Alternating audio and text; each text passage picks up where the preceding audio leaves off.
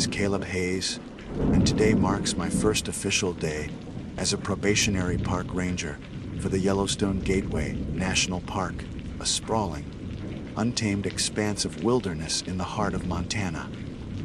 At 26, I traded the suffocating concrete canyons of Chicago for the granite and pine cathedrals of the wild. I was chasing a dream, one painted with images of serene lakes, majestic elk, and the kind of profound silence you can't find in a city that never sleeps. I'd imagined my duties would revolve around trail maintenance, assisting lost hikers, and maybe, just maybe, telling a bear to politely move along. I can admit now, profoundly and dangerously naive. My day began not in the crisp mountain air, but in the stuffy, wood-paneled office of the main ranger station. The building was a fortress of logs and stone, a last bastion of human order on the edge of primordial chaos. The air inside smelled of old paper, strong black coffee, and a faint, lingering scent of pine cleaner. Across a heavy oak desk sat my new supervisor, a man named Silas Croft. Silas was the living embodiment of the mountains he watched over. His face was a roadmap of wrinkles carved by decades of sun and wind, and his eyes, a pale, piercing blue, held the kind of wary gravity that suggested he'd seen more than any man should. He moved with a deliberate, almost painful slowness, but there was an undeniable strength in his weathered hands and the set of his jaw. He didn't offer a handshake. He simply gestured to the chair opposite him with a nod. "Hayes," he said, his voice a low rumble like distant rockfall. "Welcome to Montana. Read your file. Top of your class at the academy. Impressive scores. Means next to nothing out here." I managed a tight, respectful smile. "I'm eager to learn, sir." "Good," he grunted, pushing a small, laminated card across the desk. It was no bigger than a credit card, with a list of typed rules on it. "Your learning starts with this. This isn't a welcome packet. It's not a list of suggestions. These are the rules of this park. You will memorize them. You will live by them. Your life, and potentially the lives of others, will depend on your absolute adherence to them. Do you understand me?" His intensity was startling. This went far beyond the standard operating procedures I'd studied. I picked up the card. The text was small, printed in a nonsense font. "I understand, sir," I said, my eyes scanning the first line. "Read them aloud," Silas commanded, leaning back in his chair, his gaze fixed on me, unwavering. "I want to know you've read them." I cleared my throat, a knot of unease beginning to form in my stomach. This felt less like an orientation and more like a final warning. "Rule number 1, I began. Your uniform is to be worn at all times while on duty. It identifies you as a representative of the National Park Service. However, never, under any circumstances, wear your uniform inside your personal assigned cabin between sunset and sunrise. Leave it at the station." I paused, frowning. "Sir, that seems odd. What if there's a night emergency?" "There won't be one that requires you to be in uniform at your cabin," he stated flatly, offering no further explanation. The finality in his tone quashed any follow-up questions. I moved on. "Rule number 2, your radio is your lifeline. Keep it on and charged. If, however, you hear a broadcast that consists only of a children's nursery rhyme playing on a loop, do not respond. Do not ask for clarification. Turn your radio off immediately for a full 5 minutes. Power it back on only after the station's all-clear bell has rung. If you are in a vehicle, stop driving. If you are on foot, stay perfectly still until the 5 minutes have passed." A chill, unrelated to the morning mountain air, crept down my spine. A nursery rhyme. It sounded like a prank, a hazing ritual for the new guy. But one look at Silas's stony face told me he was not joking. "Rule number 3, Stick to the marked and mapped trails. This is for your safety and the preservation of the park's ecosystem. If you come across a path that is not on your official park map, no matter how well trodden it appears, you are to ignore it. This is especially true for paths marked with small, brightly colored, or polished stones. Do not follow them. Do not touch the stones. Report the location and turn back. Are there unofficial trails made by locals? I asked, trying to find a logical foothold. There are no locals for 50 miles, Silas said, his eyes narrowing slightly. Move on. I swallowed hard and continued. Rule number 4. The region designated, the Whispering Pines, west of Coulter Peak, is off limits to all personnel after 3 p.m. If you find yourself in that area and hear your name being called on the wind, it is not a fellow ranger. It is not a lost hiker. Do not answer. Do not acknowledge it. Leave the area immediately and do not look back. My own name. The thought sent a jolt of genuine fear through me. The rules were getting progressively stranger, peeling away the layers of my rational, city-bred mind and exposing a raw, primal nerve. Rule number 5. You will encounter diverse wildlife. Bears, moose, and mountain lions are a part of this environment. Follow your training, make noise, carry your deterrents. They are predictable. However, if you see a deer, specifically a deer, that does not flee from your presence, observe its eyes. If they appear to reflect light with an unnatural, internal glow, like faint embers in the dark, do not make direct eye contact. Back away slowly. If it rears up onto its hind legs, your training is irrelevant. Run. Do not stop running until you have reached a vehicle or a station building. A deer on its hind legs. The image was so absurd, so fundamentally wrong, that I almost laughed, but the sound died in my throat. The sheer conviction in Silas's voice painted the picture in my mind with horrifying clarity. Rule number 6. I read, my own voice, now barely a whisper. Your duties on the night shift are not primarily about keeping people from getting into the park after hours. Your primary duty is to ensure that nothing from inside the park gets out.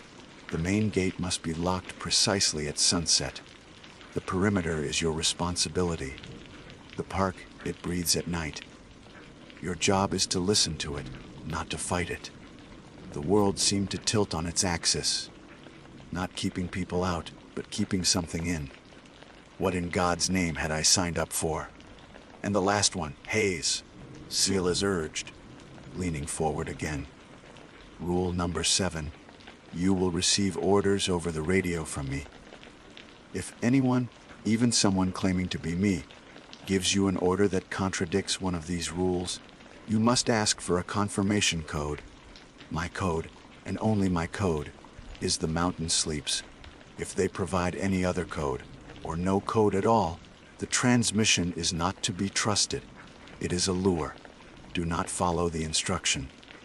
I finished reading and set the card down on the desk. My hand was trembling slightly. The silence in the office was now heavy, suffocating. My dream of a peaceful life in nature was rapidly curdling into a nightmare. This is a lot to take in, sir, I said, choosing my words carefully. Is this some kind of test? Silas stared at me for a long moment, his blue eyes seeming to search for something inside me. Everything out here is a test, son. The mountain tests you, the cold tests you, the isolation tests you. He paused, his expression grim. And they test you. He didn't elaborate on who they were. He didn't need to. He stood up, the movement surprisingly fluid for a man his age. All right, enough theory. Your first assignment is simple. A gear check and a perimeter drive. Take truck 7. You'll be driving the length of Trail 12, from the east gate to the river overlook. It's a straight run. Check the fence line for any damage from the storm last week. I want you back here an hour before sunset, not at sunset. an hour before. Got it? Yes, sir, I said, grateful for a concrete, normal-sounding task. Fences. I could do fences. Good. Get your pack. Keys are in the truck. He turned to a large, detailed map on the wall, his back to me, a clear dismissal. As I walked out of the station and into the brilliant, deceptive sunshine, I clutched the laminated card in my pocket. It felt both impossibly heavy and ridiculously flimsy. The park that stretched before me was no longer a beautiful postcard. It was a place with secrets, a place with teeth. The towering pines seemed to watch me. The wind carried whispers I couldn't quite make out, and the majestic mountains on the horizon looked less like sleeping giants and more like slumbering beasts. My first day had just begun. I was to patrol a simple trail and be back before dusk. It was a simple task, a gentle introduction. But as I started the engine of Truck 7, the echo of Rule Number 6 resonated in my mind. Your primary duty is to ensure that nothing from inside the park gets out. And my shift didn't truly end until the sun was gone. The gravel of Trail 12 crunched under the tires of the Ford F-150, a rhythmic, grounding sound in the overwhelming silence. For the first hour, my patrol was exactly what I had dreamed of. The sun, warm on my arm through the open window, filtered through a canopy of lodgepole pines, painting shifting patterns on the dashboard. A gentle breeze carried the scent of pine needles and damp earth. I saw a herd of elk grazing peacefully in a meadow, their majestic forms a picture of wild tranquility. I even spotted a bald eagle soaring high above, a perfect cliché of American wilderness. For a little while, I managed to convince myself that Silas was just an old-timer, steeped in local folklore and prone to hazing the new guy. The rules on the laminated card in my shirt pocket felt absurd in the bright light of day. A nursery rhyme on the radio, a deer on its hind legs. It was the stuff of campfire stories, not official park policy. My task was simple: drive the 20-mile stretch to the river overlook, visually inspect the high, tensile wire fence that marked the park's southern boundary, and report any damage. It was mundane, routine work, and I welcomed it. The fence ran parallel to the trail, sometimes just a few yards away, other times dipping out of sight behind a ridge or a thick stand of aspen. I drove slowly, my eyes scanning the taut lines of wire. Everything seemed intact. The storm had apparently spared this section. It was around 2 p.m. when I saw it. On my left, away from the fence line, was a path. It wasn't on the detailed topographical maps spread across the passenger seat. Trail 12 was the only designated route in this sector. Yet, this path was undeniably there, a clear parting in the undergrowth, leading deeper into the woods. It looked well worn, the earth tamped down by countless footsteps. My first thought was that it was a game trail, but it was too wide, too deliberate. Then my heart stuttered. Lining the entrance to the path, placed with obvious intention, were 3 small stones.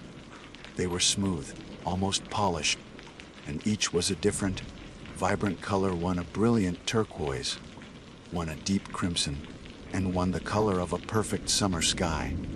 Rule number 3 slammed into my consciousness with the force of a physical blow.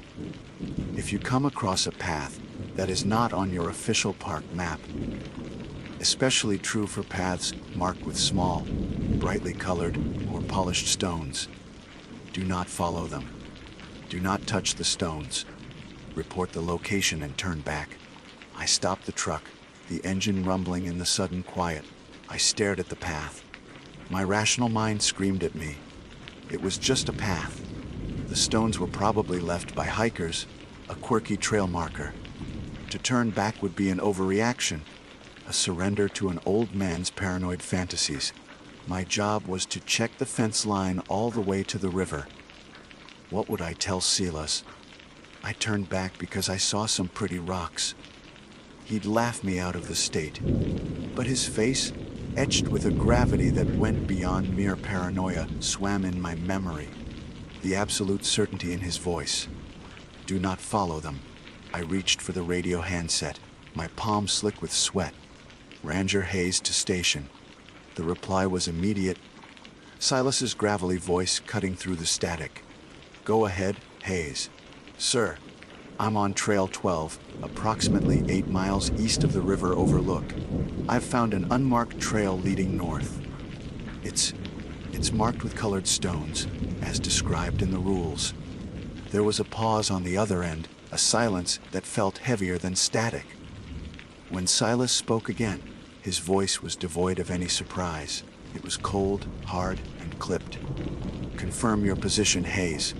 Are you in your vehicle? Yes, sir. Still in the truck. Good.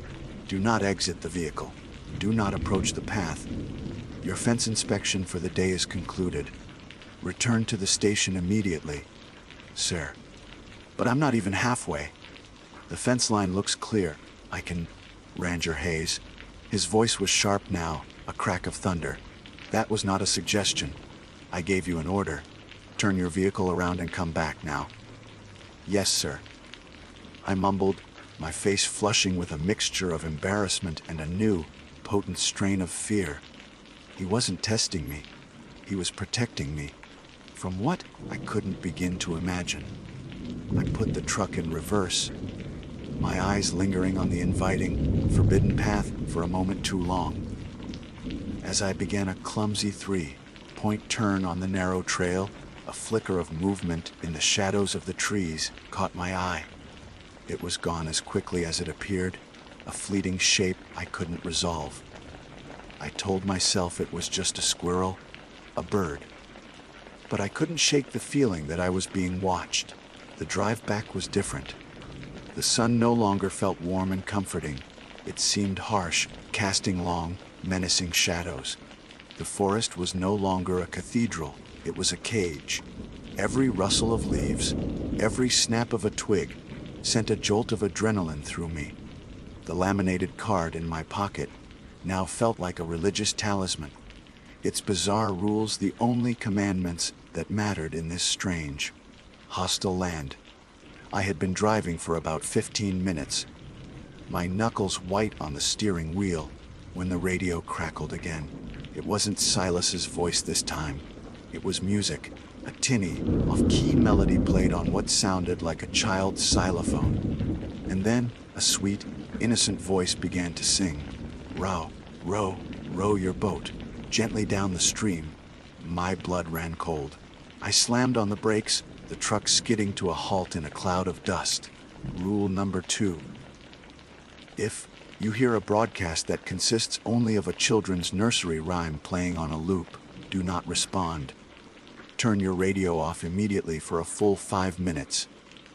If you are in a vehicle, stop driving. Merrily, merrily, merrily, merrily, life is but a dream. The song ended, and after a moment of crackling static, it began again. Row, row, row your boat. My hand shot out, trembling violently, and I fumbled with the radio's power knob. I twisted it, and the cheerful, horrifying music cut out, plunging the truck's cab into a deafening silence. My heart was hammering against my ribs like a trapped bird. I stared at the clock on the dashboard. 2:37 p.m. 5 minutes. I had to wait here, in the middle of nowhere, for 5 agonizing minutes. I forced myself to breathe, my eyes scanning the dense woods around me. Everything was still. Too still. The normal chorus of birdsong and insect chatter was gone.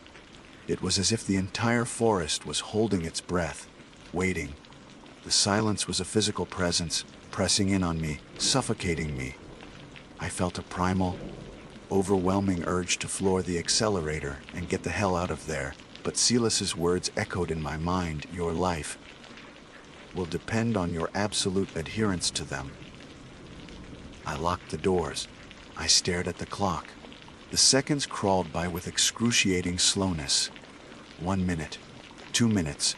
The sun disappeared behind a cloud, and the world outside grew dim. I couldn't shake the feeling that something was just beyond my line of sight.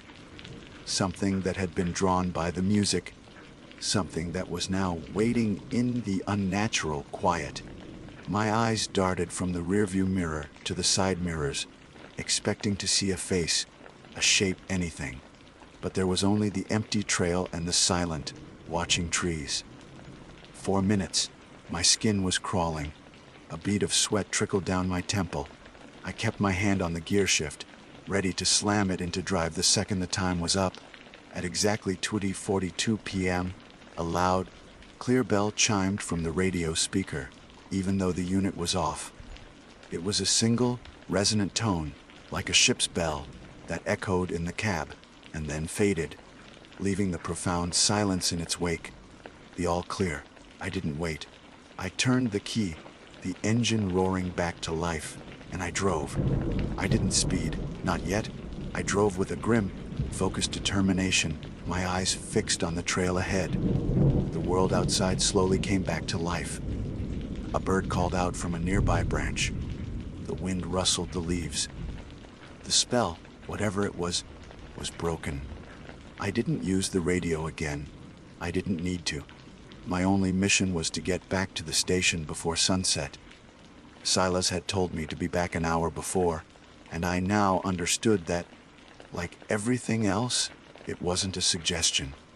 As I rounded a bend, my headlights cut through the deepening afternoon shadows and fell upon a figure standing in the middle of the trail.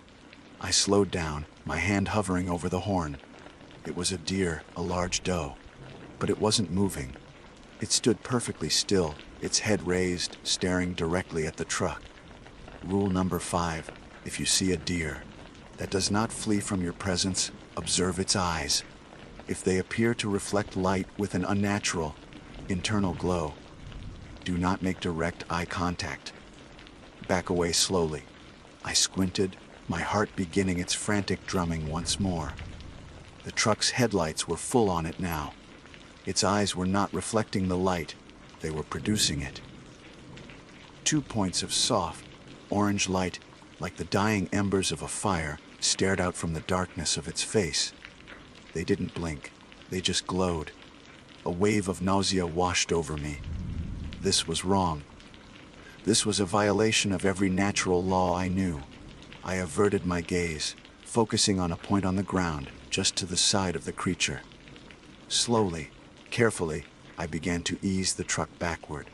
The deer didn't move. It simply watched me, its head cocked slightly, its glowing eyes fixed on the vehicle. I kept backing up, the truck crawling along the trail. 10 feet, 20, 30. My breath hitched in my throat. Maybe this was it. Maybe I just had to back away. It would let me go. Then it happened. With a movement that was both fluid and grotesquely unnatural, the deer lowered its head, and its front legs buckled. For a terrifying second, I thought it was collapsing. But then, with a sickening crunch of bone and sinew that I could hear even over my own engine, it began to rise. Its back straightened, its spine elongating, its front legs lifting off the ground. It stood up. It stood up on 2 legs like a man.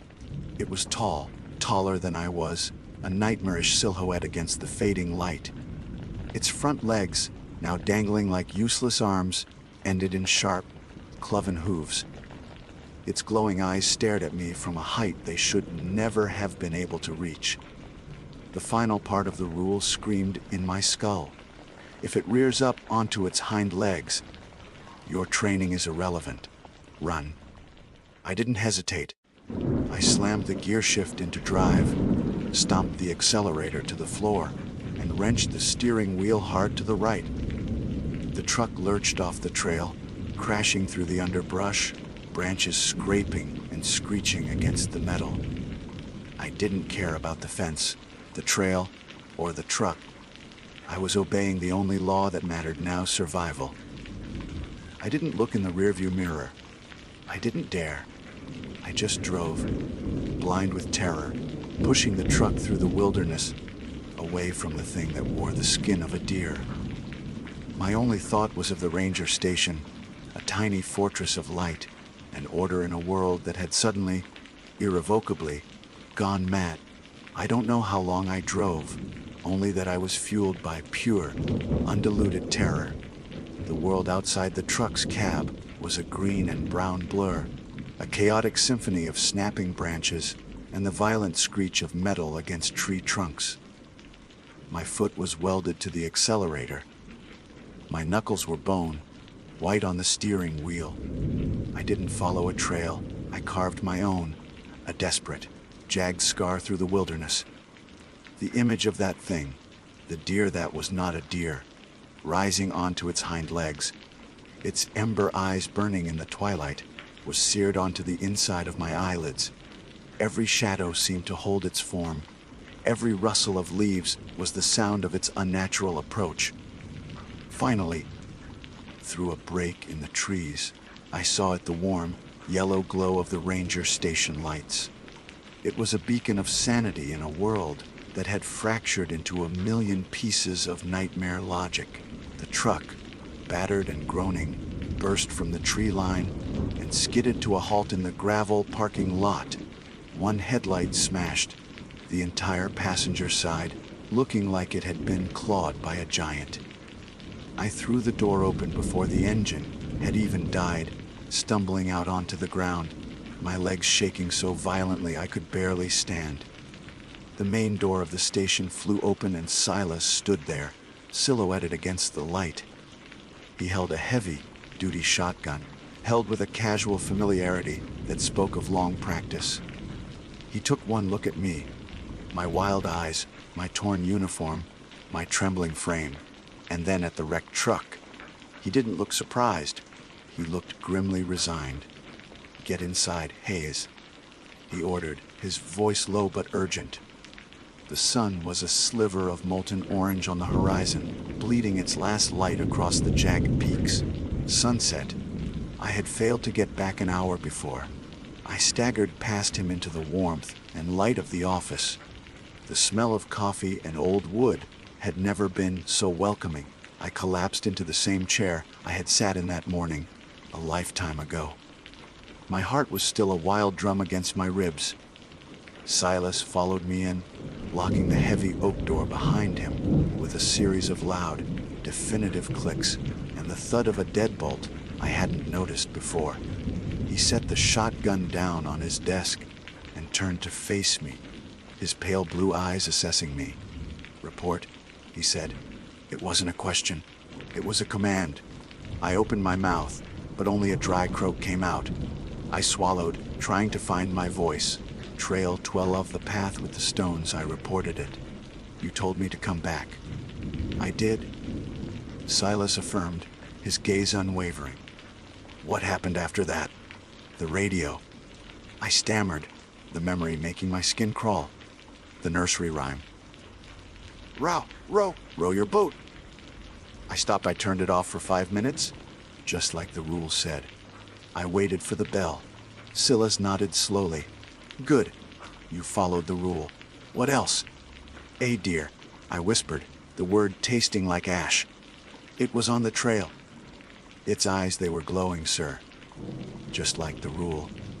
I started to back away, and then it stood up. The last words came out in a rush of air, a confession of an impossible truth.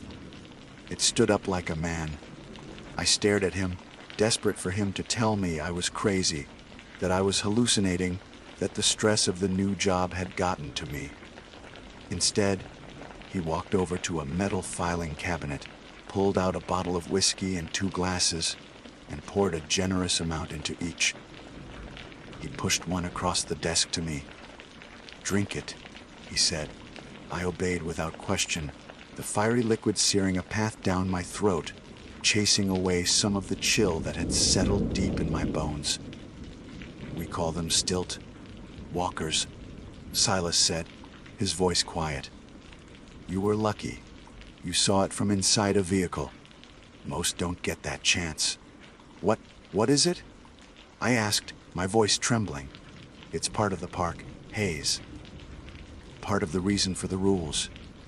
He took a slow sip of his whiskey. "The nursery rhyme you heard on the radio, that's a lure. It's a signal. It tries to draw you out, to make you curious. When you stop, you become a fixed point, a target. The silence that follows is when they hunt.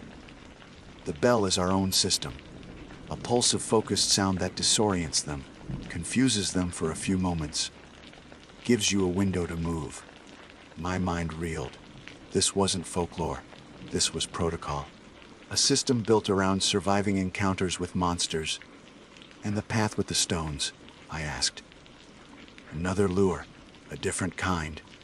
Those paths, they don't obey the laws of physics. They aren't on the map, because they aren't always in the same place. They lead you somewhere you don't want to go. Somewhere you can't come back from. The stones are like bait on a hook. He looked at me, his eyes hard. You did good today, Hayes. You listened. You followed the rules, and you're still here. That's more than I can say for the last 2 probationary rangers we had. The unspoken implication hung heavy in the air. I drained my glass. The last ray of sunlight vanished from the sky, plunging the world outside into a deep, velvety darkness. And with the darkness came a change. The familiar, peaceful sounds of the evening forest. The chirping of crickets, the hoot of an owl, were absent. Instead, a new chorus began. It started as a low hum, a vibration I felt more in my teeth than heard with my ears. Then came the noises. A high-pitched chittering from somewhere near the station walls. A heavy, dragging sound from the gravel lot. And then, a sound that made the hair on my arms stand on end. A voice, carried on the wind, whispering a name. Caleb!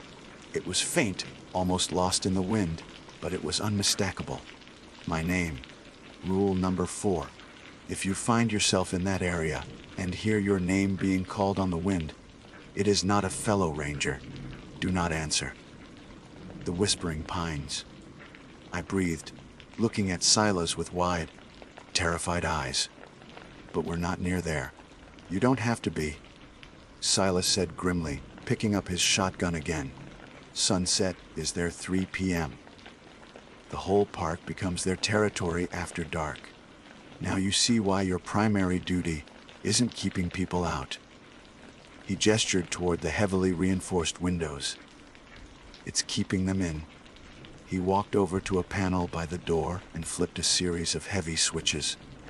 With a low groan, metal shutters I hadn't even noticed slid down over the windows and the door, encasing us in a steel and log box.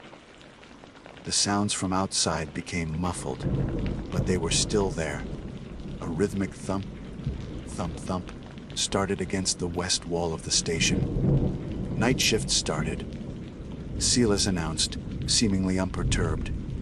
Your job tonight is simple. You watch the monitors. You listen. You do not, under any circumstances, open this door. Not for anyone. Not for anything. Not even if you hear my voice asking you to. He pointed to a bank of monitors on a desk in the corner.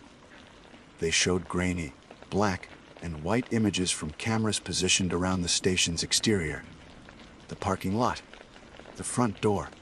The east and west walls. What am I looking for? I asked, my voice hoarse. Anything that shouldn't be there. Which, tonight, is everything. Your main job is to log it. Time, location, description. We keep records. We learn their patterns. Thump, thump, thump. The sound against the wall was getting louder, more insistent. It sounded like something heavy and solid was methodically trying to break its way in. On one of the monitors, the one showing the west wall, the camera feed flickered and distorted. A tall, spindly shadow passed in front of the lens, too quick to be identified. Silas handed me a worn leather logbook and a pen. Don't get creative with the descriptions. Just the facts. He then pointed to a red button under the main monitor. That's the perimeter defense system. High, intensity sonic pulse, followed by a UV flare. It'll drive most of them back from the immediate vicinity for a few minutes. Do not use it unless something is actively trying to breach the walls or the roof. It draws attention. The wrong kind of attention. Caleb, let me in. Caleb, it's cold out here. The voice was closer now, right outside the door. It sounded like a young woman, shivering and afraid. But woven into it was the same ethereal quality as the whisper on the wind. It was a perfect mimicry of human distress. I stared at the door, my heart pounding. A lure, Silas finished, his knuckles white around the stock of his shotgun. It can sound like a woman, a child, a friend. It finds a voice you want to trust. You're the new variable, Hayes. It's testing you. The scratching started then, a sharp, scraping sound against the metal shutters, like long fingernails or claws dragging down the steel. It was a sound designed to fray the nerves, to instill a primal, maddening itch under the skin. This was my job now, to sit in a fortified box, listening to monsters claw at the walls, while the man who hired me stood ready for a war I hadn't known existed. The dream of a quiet life as a park ranger was dead and buried. I was a zookeeper, and the animals were out of their cages, roaming the dark, calling my name. The only thing between me and them was a set of rules and a few inches of steel and wood. And the night was just beginning. The hours that followed were a masterclass in psychological warfare. The night was a living entity, and it was actively trying to dismantle my sanity, piece by piece. I sat at the desk, the worn leather logbook open in front of me, my hand shaking so much that my handwriting was a barely legible scrawl. Silas stood like a statue by the shuttered door, shotgun held at a low ready, his presence a small, solid anchor in the swirling vortex of fear. The monitors were my windows into hell. Shadows flitted past the edges of the camera feeds, too fast to be identified, but leaving an impression of unnatural length and speed. The rhythmic thumping against the west wall continued for what felt like an eternity, before abruptly stopping, only to be replaced by a wet, slurping sound near the base of the foundation that turned my stomach. I logged it all, 21 and 4/7, west wall cam, unidentified rapid shadow movement, 2010-15, east wall cam, auditory disturbance, sounds like wet tearing. The lure was the most insidious torment. It cycled through its repertoire of voices, each one designed to exploit a different human weakness. It was the sobbing child, lost and terrified. It was the calm, authoritative voice of a fellow ranger reporting a fire and needing immediate access. It was the seductive whisper of a woman promising release from all fear. And then, it used the one voice I thought I could trust. Hayes! It's Silas! Open the door, son! My radio's out! There's a breach in the south fence. Something big got through. We have to go now. I froze, my eyes darting from the monitors to the real Silas, who stood unmoving, his expression like granite. I looked at the door, then back at him. My heart hammered against my ribs. It sounded exactly like him. The same gravelly tone, the same sense of urgency. "Sir," I whispered, my voice cracking. The real Silas slowly turned his head, his pale eyes locking onto mine. He didn't speak. He simply waited, testing me. Rule number 7, if anyone, even someone claiming to be me, gives you an order that contradicts one of these rules, you must ask for a confirmation code. The primary rule for the night was do not open this door. This was it. The test. I grabbed the radio handset, my palms sweating. I keyed the mic. Station to exterior. Please provide confirmation code.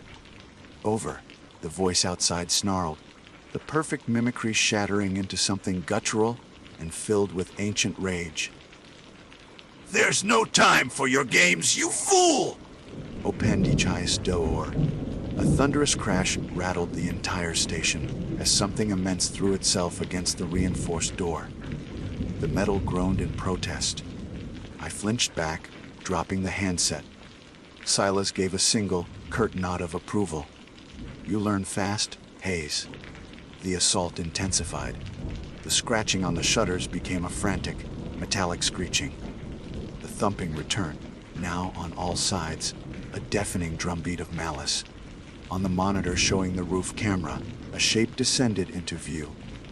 It was pale and vaguely humanoid, but its limbs were too long, its joints bending at impossible angles. It crawled across the roof like a spider, its head turning 360 degrees to stare directly into the camera lens with eyes that were black, empty pits. Before I could even log it, it lunged at the camera, and the feed dissolved into a shower of static.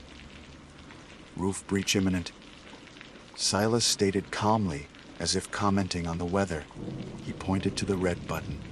Hit it. Now. I didn't hesitate.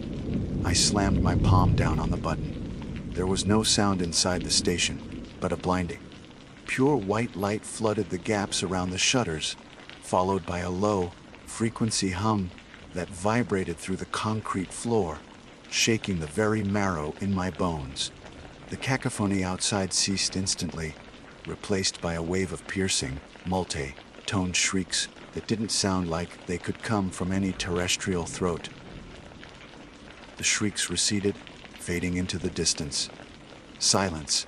Blessed, absolute silence. What did that do? I gasped, my chest heaving. It hurts them. Scrambles their senses, Silas explained, his eyes still scanning the remaining monitors. But as I said, it also draws attention. It's a dinner bell for the bigger things. We have maybe 10 minutes of quiet. Use it. Check in. I picked up the radio handset again. Ranger Hayes to station. This time, the voice that answered was the real Silas, standing 10 feet away from me. His voice came through the speaker, a strange, disembodied echo in the room. Go ahead, Hayes. Just testing the radio, sir. Good. Stay alert. The quiet was almost as unnerving as the noise. It felt unnatural, temporary. It was during this fragile piece that the final test of the night began. The radio crackled to life again, not with a lure, but with a new voice. It was a man, panting, his words interspersed with static and the sound of running footsteps. Mayday! Mayday! This is Ranger Peterson. Sector Gamma! My vehicle is down. They're everywhere! I'm on foot, heading for the main station. I'm maybe half a mile out. Please, for the love of God, open the gate when you see my light. I looked at Silas. His face was a mask of concentration. There is no Ranger Peterson, he said, his voice dangerously low. And there is no Sector Gamma. It's another lure, I asked. No, Silas said, and the single word sent a fresh spike of ice into my veins. This is something else. This is a mimic. On the monitor for the front gate, nearly half a mile away, a light appeared. A small, bouncing circle from a flashlight, cutting through the darkness, coming closer. It's learned, Silas breathed, a flicker of something that looked like fear finally showing in his eyes. It knows our protocols. It knows how we talk. It's creating a scenario we're trained to respond to, a ranger in distress. The voice on the radio was getting more desperate. I can see the station. They're right behind me. Please. You have to open the door. There. The transmission ended in a wet, choking scream and a final burst of static. My blood ran cold. I stared at the monitor, at the bouncing flashlight beam that was now just a few hundred yards from the station. It was the most compelling lie I had ever witnessed. Every instinct in my body, every ounce of my training, screamed at me to help, to open the door for the man who was about to die. Do not move, Hayes. Silas commanded, his voice like iron. Do not even look at the door. The flashlight beam swept across the parking lot. We could hear the sound of running feet on the gravel now, frantic and heavy. Then came a blood-curdling scream right outside the door. It was cut short with a sickening crunch, silence. A few seconds later, a soft, polite knock echoed on the steel shutter. Knock, knock. Then a new voice, calm and reasonable, spoke from the other side. It was the voice of the man from the radio, Ranger Peterson. But it was different now. It was hollow, empty. "Thank you for your assistance," the voice said placidly. "Your cooperation has been noted." And then it was gone. The presence, the pressure against the station, vanished. The night returned to a semblance of normalcy. A lone cricket started to chirp somewhere in the distance. I stared at the monitor, my mind a complete blank. I had done nothing. I had listened to a man die, followed the rules, and done nothing, and I had been thanked for it. The rest of the night passed in a blur of exhaustion and adrenaline. A few more shadows, a few more whispers, but the main assault was over. We sat in silence, the two of us, guardians of a terrible secret, waiting for the dawn. When the first, faint rays of sun crested the mountains, it felt like a physical weight being lifted. Silas moved to the control panel, and, with a groan of protesting metal, the shutters began to rise. The light that flooded the office was the most beautiful thing I had ever seen. The world outside was pristine, peaceful. The battered truck was the only evidence of the night's horrors. There were no bodies, no tracks, no sign of the chaos that had besieged us. The park was an expert at cleaning up after itself. Silas unlocked the heavy oak door and pushed it open, breathing in the crisp morning air. Night's over haze. I stumbled out after him, blinking in the sudden brightness. I had survived. My first day and my first night. What now? I asked, my voice barely a whisper.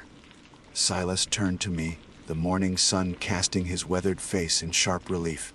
"Now, you go to your cabin. You get some sleep. You come back an hour before sunset." He paused, his gaze intense. "And you don't wear your uniform in your cabin. Rule number 1. It's the most important one of all.